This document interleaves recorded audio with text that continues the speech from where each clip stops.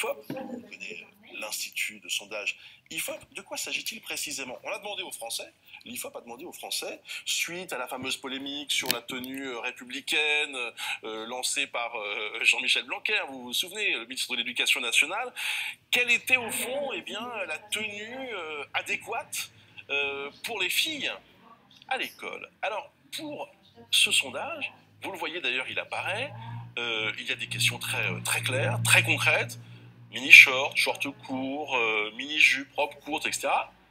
Des petites icônes aussi, des petits dessins.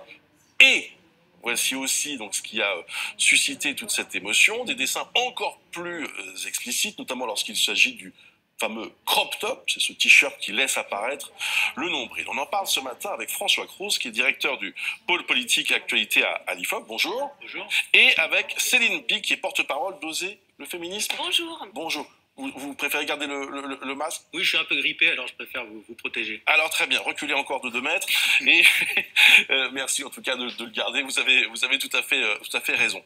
Juste avant de vous entendre tous les deux, avec Benoît Galeret, ce bad buzz, je le disais, qui a débuté dès la publication de ce sondage sur le compte Twitter de l'IFOP. Ah, c'est ce qu'on appelle un flop pour l'IFOP. Sur les crop tops, Twitter était en syncope. Et c'est pas de la poésie, c'est vraiment une grosse colère dont je vous parle. Des centaines de tweets furieux comme celui-ci, émis par 700 personnes. J'ai vu le sondage IFOP Marianne, là, j'ai envie de cramer des trucs, résumira. La rage pure, j'en tremble, à vous Pénélope Bagieux. Les larmes aux yeux de dégoût, ajoute une autre. Et pas seulement des filles, parmi les choqués, encore heureux, je vais me limiter aux officiels. Plus mesurés, forcément, la secrétaire d'État chargée de l'économie sociale, Olivia Grégoire, trouve surréaliste en effet ce sondage IFOP sur les tenues des jeunes filles. On a encore du boulot, soupire-t-elle. Certains tout de même défendent l'Institut en soulignant qu'il fait que son boulot, qu'il prend les commandes des clients et qu'il les réalise, point barre. Jean-Luc Mélenchon par exemple préfère s'en prendre aux diffuseurs. Marianne, le journal anti-dictature vestimentaire des islamistes, qui se lance dans le sondage propagande pour la dictature des puritains, effet miroir contre la liberté des femmes, lâche-t-il avant de conclure, sectarisme jumeau, rien que ça. Sauf qu'on apprend dans Libération ce matin que si l'hebdomadaire Marianne a bien accepté de publier l'enquête, il n'en est pas à l'origine. Et non, cette enquête n'avait pas de commanditaire, de l'aveu même de l'IFOP. Les questions sont donc exclusivement le fait de son pôle genre, sexualité et santé sexuelle. C'est pas la rédaction de Marianne qui s'est dit « Tiens, on va demander à des adultes de visualiser des tétons de lycéennes qui pointent sous leur t-shirt et puis leur demander si ça les gêne. Des mineurs, des enfants, insistent les internautes. Et si ça ne suffisait pas, vous en avez parlé, les illustrations choisies par l'Institut, faut bondir. Au-delà de ce questionnaire affligeant de bêtises et de sexisme, écrit Ségolène Royal, les dessins réduisent les jeunes filles à leurs seins et leurs jupes, réduisent les jeunes hommes au voyeurisme. Nos jeunes sont plus respectables, libres et sains que ces dénonciations glauques. Hashtag culture du viol, car voilà ce qui est reproché à l'IFOP, entretenir en 2020 l'idée que c'est aux filles de surveiller et pas aux garçons de se maîtriser, comme l'écrit le député Mounir Majoubi. En décidant de poser ces questions avec ces illustrations, vous tombez dans le piège de l'hypersexualisation et de la réification du corps des femmes. Et si on laissait tranquille le corps des jeunes femmes dans toute leur diversité et leur choix. Parce qu'en effet, et pour finir Benoît, les internautes n'imaginent pas un tel sondage sur la tenue des garçons. C'est Guillaume Tesser qui a imaginé en effet cette version masculine, il l'a posté. Et si on interdisait la chemisette, les chaussettes dans les claquettes, n'hésitez pas à nous le dire, mesdemoiselles, si nos pantacours vous excitent de trop. Et de combien exactement le caleçon qui dépasse, ironise une autre. Doit-on obliger les plombiers à porter des salopettes pour ne plus voir leurs fesses? Bref, l'humour grinçant habituel sur les réseaux. Mais je termine avec Chani qui explique ainsi à l'IFOP pourquoi autant de colère contre eux sur les réseaux. Rien qu'en posant ces questions, vous confortez toute une frange de la population dans l'idée qu'on peut nous dicter notre façon de nous habiller. Et honnêtement, demander ça à des retraités qui sont même pas capables de ranger leur nez dans leur masque quand ils vont faire leurs courses, c'est un peu gonflé. Merci beaucoup Benoît Galeret. François Croze, honnêtement, vous êtes un peu planté, non? En fait, il faut comprendre que ce sondage, il est pas né de la polémique autour de la tenue républicaine de Blanquer, mais du mouvement du 14 septembre où des lycéennes et des lycéennes ont fait une journée de manifestation dans les lycées pour lutter contre les règlements vestimentaires sexistes qui leur interdisent, c'est ça qu'il faut comprendre, aujourd'hui le port par exemple de la mini-jupe, du décolleté ou du crop top. Donc l'objet de cette enquête que nous avons proposée initialement à Libération, qui avait fait sa une sur le sujet, c'était de mesurer si les lycéennes avaient le soutien des Français sur ces sujets. Et dans cette enquête, qui ne va pas que dans un seul sens, on voit que des fois les Français les soutiennent, des fois les Français ne les soutiennent pas, et des fois ils sont très partagés. Mais in fine, de même qu'on fait des enquêtes sur des mouvements sociaux, je sais pas, comme les Gilets jaunes, la retraite, la SNCF, là on a juste voulu savoir si les Français soutenaient ou pas ce mouvement de lycéennes. Et je le rappelle, dans ce mouvement, il n'y avait pas une seule fois une revendication sur les vêtements masculins. C'est pour ça que nous n'avons testé que les tenues féminines. Nous avons cherché à ce moment-là s'il y avait des tenues masculines qui faisaient l'objet d'une revendication chez les lycéens. Nous n'en avons pas trouvé. Et donc c'est pour ça que nous avons réduit le champ de l'enquête aux tenues des femmes. Donc l'IFOP persiste et signe Céline Picot. Alors là, je suis vraiment choquée par votre défense, hein, je vous le dis tout de suite. Je pense que c'est vraiment le sondage de la honte, vraiment un problème de méthodologie, puisque les questions, effectivement, comme vous me le dites, vont toujours dans le même sens, c'est-à-dire qu'on interroge sur la tenue des filles. Or, vous êtes passé complètement à côté du débat, parce que le débat, il est justement là. Il est pourquoi interrogeons-nous la tenue des filles et pas la tenue des garçons.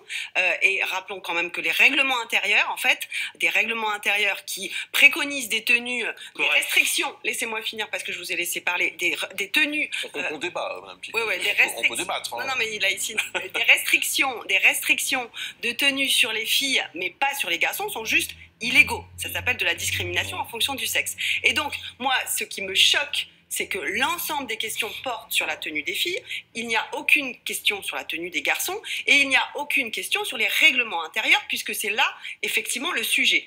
Donc, on sait très bien, hein, on le sait, hein, quand on fait des panels, qu'on construit un sondage, que quand on fait 10 questions comme ça qui vont dans le sens de la culture du viol, dans le sens des stéréotypes sexistes, on obtient des résultats qui vont dans le sens du sexisme. Si par exemple, vous aviez par exemple commencé votre sondage par une question beaucoup plus neutre, comme est-ce que vous approuvez que les règlements intérieurs des collèges et des lycées réglementent les tenues des filles, mais pas les tenues des garçons? Là, tout de suite, les personnes sondées auraient été dans un autre état d'esprit et auraient même répondu différemment aux questions qui suivaient. Et donc, le fait que vous n'allez que dans un sens avec les tenues des filles sans jamais questionner le fond du problème, qui est des règlements intérieurs illégaux et discriminants par rapport aux filles. Ce sondage est-il orienté Donc ce sondage est orienté et il renforce la culture du viol.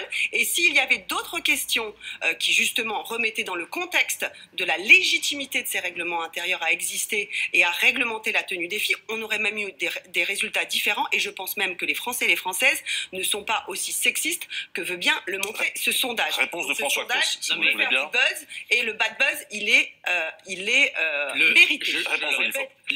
Ce sondage visait à mesurer le soutien des Français et notamment des jeunes, qui sont théoriquement les plus en phase avec les lycéens, aux revendications vestimentaires des jeunes lycéennes qui, je le rappelle, porter le 14 septembre que sur des tenues féminines. Nous n'avons pas trouvé de tenues masculines qui faisaient l'objet des revendications et donc du débat. On n'allait pas poser des questions sur des sujets qui ne se posaient pas. On a cherché, on n'a pas trouvé. Non, mais je vous dis franchement, le mouvement du 14 septembre, c'est un mouvement anti-sexiste et qui porte sur les droits des femmes à la liberté vestimentaire. Alors, pourquoi ne poser... Alors moi, je vous ai proposé, j'ai même écrit des questions avant de venir, que les questions qui auraient pu être posées dans ce sondage pour qu'il soit intéressant et qu'il ne soit pas biaisé. Vous auriez pu poser la question, est-ce que vous êtes d'accord avec des règlements intérieurs qui discriminent les tenues des filles et pas les tenues des garçons? Cette question, elle n'est pas dedans.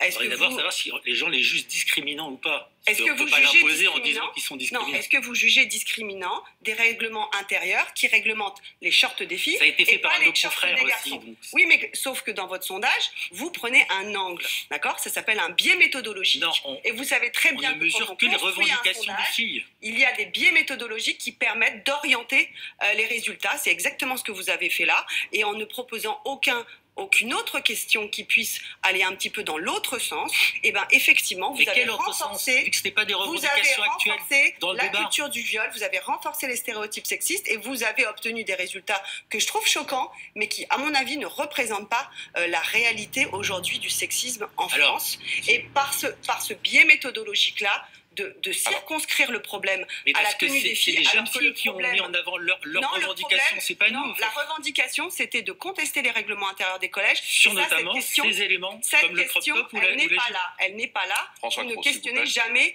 la légitimité des règlements intérieurs à discriminer les tenues des filles. Est-ce que vous trouvez ça normal ou pas? Vous auriez mis juste cette question en début de sondage. Je suis sûre que l'intégralité du sondage aurait donné des résultats différents. Il y a un sondage qui est sorti. Il y a un sondage sur le sujet qui est sorti qui montrait aussi que pour les 2 tiers des Français, les règlements intérieurs n'étaient pas sexistes. À titre personnel, compte tenu que je connais bien ce sujet, je ne suis pas forcément d'accord, mais c'est pas mon travail, moi, en tant que sondeur, c'est de mesurer l'opinion et notamment le soutien des Français à certains mouvements sociaux. Excusez-moi, vous avez une responsabilité aussi dans les questions que vous posez. Si vous demandez demain, je ne sais pas, si vous êtes pour le retour d'Hitler, vous avez une responsabilité. Mais excusez-moi, mais quand on fait un mouvement, on pose une question sur les Gilets jaunes, on demande aux Français s'ils soutiennent leurs revendications. On ne va pas poser des questions s'ils soutiennent d'autres revendications. Vous comprenez, on ne peut pas nous poser des questions sur des sujets qui ne se posent pas. Les vêtements masculins ne sont pas un objet du débat politique. C'est pour ça qu'on les a pas testés. Non, c'est pas ça. Mais on l'aurait bien fait. C'est pas ça que je dis. Excusez-moi, mais vous ne répondez pas à la question. La question, elle est claire. Vous savez très bien que, je ne vais pas vous apprendre votre métier, vous travaillez à l'IFOP, vous connaissez votre métier, vous savez très bien que quand vous enchaînez 10 questions comme ça, qui alimentent finalement, qui ne font que reprendre des stéréotypes sexistes, vous obtenez des résultats qui sont biaisés. Alors, il y a un biais méthodologique dans cette étude et vous avez voulu buzzer sur le sexisme et en ce sens-là, vous renforcez effectivement le sexisme parce qu'il n'y a aucune question qui va un petit peu dans l'autre sens. Attendez, mais non, parce que c'est équilibré, c'est autorisé. Est-ce que vous souhaitez qu'on lève l'interdiction qui est aujourd'hui dominante sur l'éducation des garçons, sur la sexualisation des jeunes filles, etc. Oui, mais nous, on était collés aux revendications du mouvement du 14 septembre. Benoît Galeret, je me permets, juste parce que sur le fond, sur la méthodologie, a priori, on ne vous mettra pas d'accord. Le choix des illustrations qui, donc, a priori, je vous dis, il y en avait qui essayaient de vous défendre en ligne. Bah, c'est un institut, en effet, il fait son boulot, il prend la température. Le choix des illustrations hyper sexualisées, on a vu ces seins énormes pour des lycéennes, hein, je le rappelle. Et ça, vous l'assumez, ce choix-là, par contre, des illustrations, on ne comprend pas exactement sur les réseaux ce qui s'est passé à ce moment-là. Là, je reconnais franchement que c'est inapproprié, mais je vous le dis aussi très clairement, c'est exactement les mêmes pictos, les mêmes illustrations qu'on a utilisées il y a quelques semaines sur un sondage sur le Nobra dans lequel on dénonçait les stéréotypes de genre et la pression sexuelle qui existe sur les poitrines féminines, qui n'a fait l'objet d'aucun commentaire négatif par la presse. Donc en fait, on n'a fait que reprendre oui, mais entre 15 et 18 ans, les lycéennes, c'est pas on est au terme de ce débat. J'ai une toute dernière question. Moi, j'entends vos arguments. Je regrette vraiment le débat. Attendez, j'entends vos intentions n'étaient pas mauvaises, en fait. Simplement. Oui, alors ça, bon. Non, vous avez voulu faire le buzz et vous l'avez. Aujourd'hui, pas de buzz qui est bien mérité. J'ai lu la mise au point de l'IFOP, qui est quand même une maison. Vous avez 80 ans que vous faites des sondages. Quand vous voyez une telle avalanche de réactions négatives, il n'y a pas un moment où vous vous dites effectivement, bon, au minimum, ça a été mal compris. Ah, ça, c'est sûr. Non, au minimum. Et donc, on est dans un moment où tout le monde s'excuse toutes les 5 minutes. Là, vous vous êtes pas dit, tiens, on ferait peut-être bien au moins de s'excuser pour dire, ce qu'on a voulu faire, à supposer que ce soit pour de bonnes intentions, là, je vous laisse responsable de ces paroles, ça n'a pas marché. Vous voyez ce que je veux dire? Je suis entièrement, notamment sur les pictogrammes, c'est une erreur c'est inapproprié compte tenu de l'âge. Là-dessus, on le reconnaît, on l'a reconnu vraiment. Mais pour le reste, sur le fond, je vous rappelle qu'on ne fait pas que des enquêtes sur le corps des femmes, on a fait des enquêtes aussi, par exemple, sur l'acceptation des torses nus masculins, des maillots de bain masculins. Et on fait des dans Marianne, ça a été publié dans Marianne, ces sondages-là? Dans tout le reste de la presse. C'est ça aussi qui joue. Hein. Les questions sur les tétons à travers les t-shirts, tout est biaisé dans les questions, dans la formulation des questions. Vous êtes responsable. Je vous remercie. C'est les mêmes qu'on a fait il y a 2 mois sur nos bras et tout le monde l'a salué comme un sondage qui dénonçait le sexisme. Il y a une science de comment on choisit son panel, il y a une science de aussi comment on articule un ensemble de questions pour pas que le sondage soit un exercice de manipulation de l'opinion. Je suis désolé, on est au terme. Merci d'avoir accepté de venir sur ce plateau et de débattre. Le temps.